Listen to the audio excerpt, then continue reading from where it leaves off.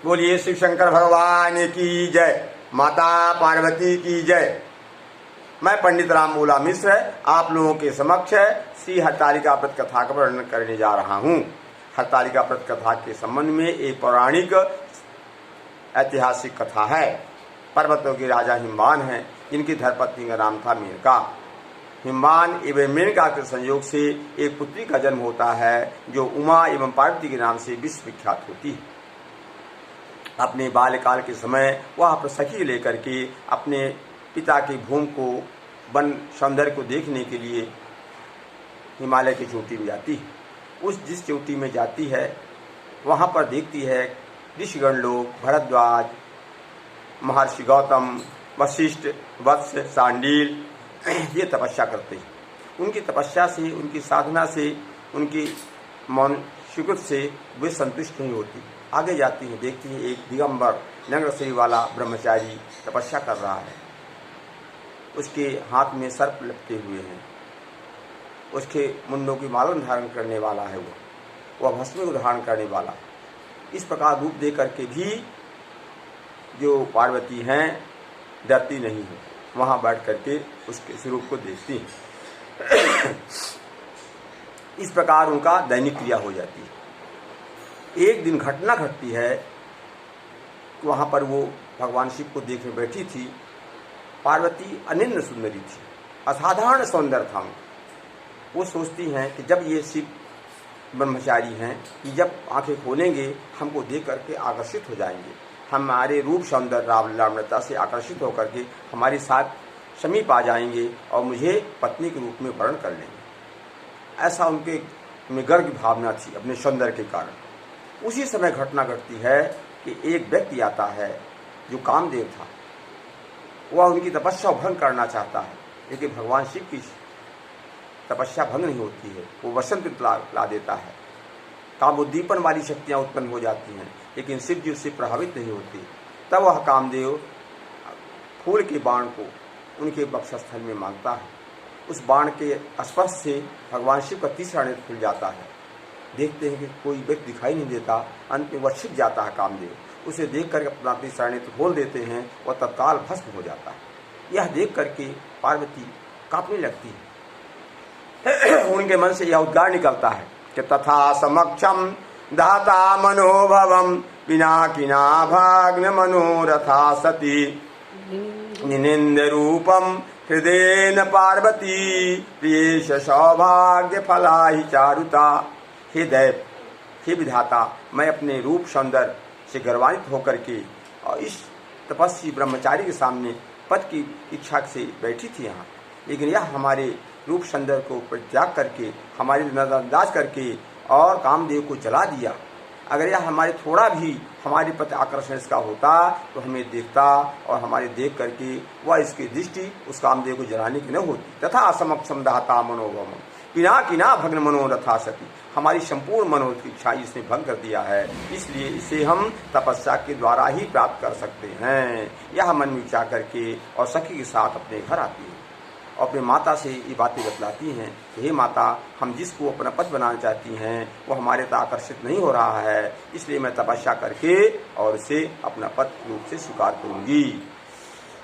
माता यह सुनती है। माता कहती है, अरे पुत्री, तुम क्या कह रही हो? तुम्हारा कितना कोमल शरीर है, वह जिस शिव को प्राप्त बहुत कठोर है, वह कभी भी तुम्हें प्राप्त नहीं कर सकता। अगर संयोग से तुम्हारा प्राप्त हो सकता है तुम इतनी तपस्या कर ही नहीं सकती हो। मनीषिता संत गृहेश देवता। हे मेरी पुत्री, बड़े बड़े देवता लोग ये तुम्हारे पिता के घर में ही रहते हैं। तपह को वत्सह कुछ तापका बपू। कहाँ कठोर तपस्या, कहाँ तुम्हारा कोमल शरीर। पदम सहेतम भ्रमर से पेलवम शीरीष पुष्पम न पुनः पदत्तिनः। जो शीरीष का पुष्प होता है, पारिजात का पुष्प होता है, इतना सुकोमल होता है कि वह भौरों के भाग को सह सकता है, लेकिन पक्षियों को भार नहीं सह सकता है। तुम्हारी कोमल शरीर या कठोर तपस्या नहीं कर सकती है। यह अपनी दृढ़ इच्छा तुम छोड़ दो। अंत में बहुत समझाती हैं, लेकिन इतनी ध्रुवीक्षा मनसा से उनकी ध्रुवीक्षा हुई थी कि हम दृढ़ इच्छा में आती हैं कि अपने पद को प्राप्त करूंगी और शिव को ही अपना प्राप्त करूंगी। वहाँ से चल करके पिता के पास आती हैं, उनसे अनुमति मांगती हैं। पिता उनको अनुमति दे देते हैं। कई स्थिता स्थिर निश्चयम मनस्य निम्नाभिमुखम प्रियते जगाम गौरी शिखरम शिखंता। और इस प्रकार जब पिता के आगे मिल जाती है, वह घनघोर जंगल में जाती हैं, जहाँ मोरों की पंक्ति लगी हुई थी, बड़े ऊंचे शिखर में जाती हैं। वही शिखर जिसमें वो तपस्या करती हैं आगे चल के गौरी शंकर शिखर नाम से प्रसिद्ध होता है। वहाँ जाकर तपस्या करती हैं। उनकी तपस्या को देख करके उनकी सखी दंग रह जाती है और उनकी तपस्या से प्रसन्न होकर के एक दिन ब्रह्मचारी का वेश धारण करके शिव जी वहां पर उपस्थित होते हैं। पार्वती को उस अवस्था में देख करके वहां पर आकर बैठ जाते हैं। पार्वती जी अपने पूजा के समक्ष वो ब्रह्मचारी को बैठे देख करके और अर्घ देकर के पूजा करती हैं, उनके ऊपर फूल डालती हैं और प्रणाम करके फिर अपनी तपस्या में लग जाती हैं। उस कौतूहल को देख करके शिव जी कहते हैं कि हे देवी, मैं ब्रह्मचारी तुम्हारी तपस्या को देखने आया हूँ। तुम्हारी तपस्या से मैं प्रसन्न हूँ। मैंने भी बहुत बड़ी तपस्या की है, लेकिन ऐसी तपस्या नहीं की। तुम इतनी घनघोर तपस्या, कठोर तपस्या किस लिए कर रही हो?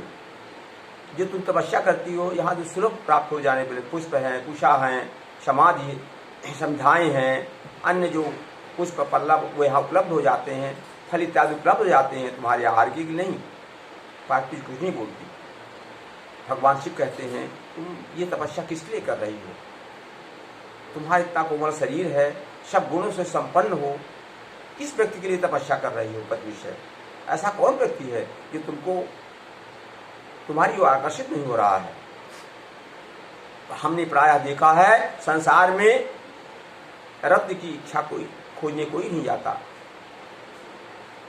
रत्न कभी किसी के पास खोजने नहीं जाता, रत्नों को खोजने के लिए लोग रत्न के पास आते हैं। तुम रत्न स्वरूपा हो, तुम्हारे पास स्वयं पत्नी की इच्छा करने वाले तुम्हारे पास आएंगे।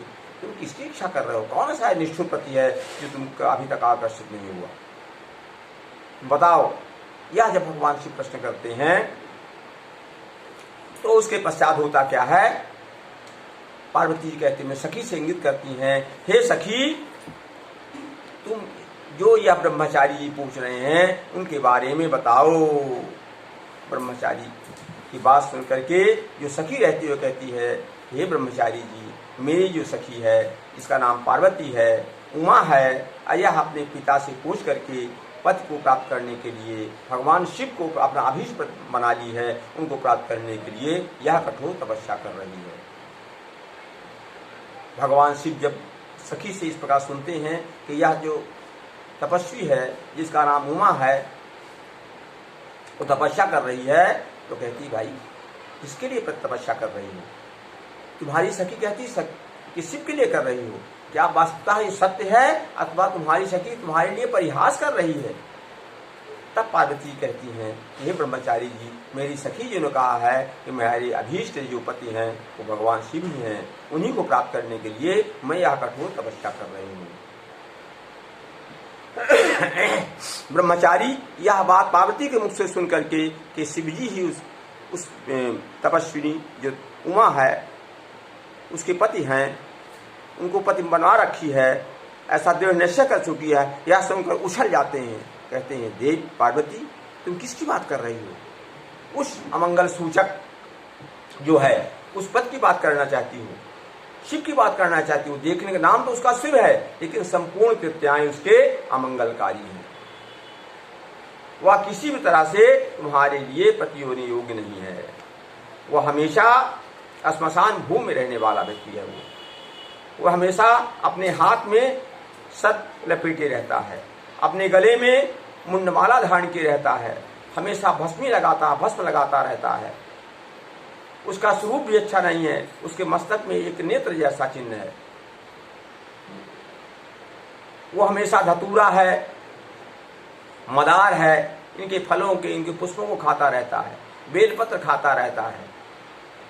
उसका कोई कुलीन परिवार का नहीं है, उसके कोई गोत्र का पता नहीं है, उसका कोई अस्थायी घर नहीं है, उसको रहने के लिए कोई स्थान नहीं है, श्मशान भूमि में रहता है वो, उसको चढ़ने के लिए बूढ़ा बैल है। इस प्रकार ऐसे व्यक्ति को, अमंगलकारी व्यक्ति को तुम अपना पद बनाना चाहती हो। इस प्रकार जब वचन सुनती हैं पार्वती, उनका ओठ कपने लगता है। वे कहते हैं, हे ब्रह्मचारी जी, आप हमें ब्रह्मचारी पत्नी होते हैं, आप दिखते तो ब्रह्मचारी हैं, लेकिन आप वेद जानते हैं, लेकिन आप वेद को नहीं जानते हैं, आप अज्ञानी हैं। मूर्खों की तरह मेरे समक्ष आप शिव की निंदा कर रहे हैं। वह अमंगल होते हुए शिवकारी है। वह जहाँ चले जाते हैं सब उनको उनके द्वारा कुलीनता की पहचान करते हैं। ब्रह्मा जी भी उनके सामने उनके कुल की प्रशंसा करते हैं। सभी के उत्पादक हैं, सभी अमंगल को मंगल करने वाले हैं, शिव जी हैं, वही मेरे पति हैं। अब फिर भी अगर तुम कहते हो कि वो तुम्हारे अनुसार निंदनीय है तो वो निंदा ही सही, लेकिन मेरा मन उस निंदे व्यक्ति को ही आकर्षित कर रहा है। हमारी दृढ़ निष्ठा है, दृढ़ संकल्प है, वही मेरे पति होंगे। इसके पश्चात भगवान शिव जो ब्रह्मचारी रूप में आए थे और शिव की निंदा कर रहे थे, पुनः शिव की कठोर निंदा करने के लिए उद्यत होते हैं। यह देख करके पार्वती कहती हैं कि सखी, इस व्यक्ति को यहाँ से हटा दो। जो व्यक्ति महापुरुषों की निंदा करता है केवल वही पाप का भागी नहीं होता है, जो उस निंदा को सुनता है वह भी पाप का भागी होता है। न केवलम यो महतोपभासते वृणोति तस्मादपि सपाप भाग। यह व्यक्ति महापुरुष की निंदा कर रहा है, इसलिए यही नहीं, मैं इसको सुन रही हूँ, मैं भी उसी पाप का दोषी हूँ, इसलिए मैं ही यहाँ से चली जाती हूँ। यह कह करके पार्वती अपना पैर बढ़ाती है। जहाँ ही अपने पार्वती पैर बढ़ाती हैं, उसी समय कोई ब्रह्मचारी थे, शिव रूप थे, अपने उस रूप को परित्याग करके और शिव के रूप में प्रकट हो जाते हैं। और शिव रूप में प्रकट होकर के भगवान शिव कहते हैं, भगवान शिव को क्या कहते हैं, तम वीक्ष वे पथमती शासांगयष्टिर निक्षेपणाय पद्मुखा जत पुद्म हंती मार्गाचल व्यतिकरा कुलयंति सिंधु शैलाधिराज तनया नयो नतस्थ। पार्वती का इतना सुंदर चित्रण महाकवि कालिदास करते हैं कि पार्वती पद को प्राप्त करने के लिए जहाँ अपना पैर बढ़ाती हैं, भगवान शिव उनको अपने पांव पास में ले लेते हैं। चंचला स्वरूप वाली पार्वती, अनिंद सौंदर्य पार्वती बलकर धारण कर रखी थी, उनके बलकर वक्षस्थल से निकल जाते हैं। भगवान शिव जब आगे बढ़ते हैं, उनका शरीर, उनका हृदय भगवान शिव के हृदय से मिल जाता है। वे एक पैर भी आगे नहीं बढ़ा पाती। मानो ऐसा प्रतीत होता है कि भगवान शिव को देखने के लिए उत्कंठा से वो आगे बढ़ ही नहीं सकती हैं और पीछे जा भी नहीं सकती हैं। तो देखती हैं कि सखी इस दृश्य को देख रही है, तो इतना लज्जाशील हो जाती है, न पीछे जा सकती हैं और न आगे बढ़ सकती हैं। भगवान शिव में समाहित हो जाती हैं और भगवान का जो शिव का रूप है वह पार्वती के रूप में समाहित हो जाता है और दोनों अर्धनारीश्वर हो जाते हैं, एकाकार हो जाते हैं। इस प्रकार भगवान शिव कहते हैं कि हे देवी पार्वती, मैं आज से तुम्हारा तपस्या द्वारा खरीदा हुआ मैं दास हो गया हूँ। इस प्रकार भगवान शिव और भगवान पार्वती एक दूसरे के लिए हमेशा पति पत्नी के रूप में हमारे लिए पूज्य हो जाते हैं।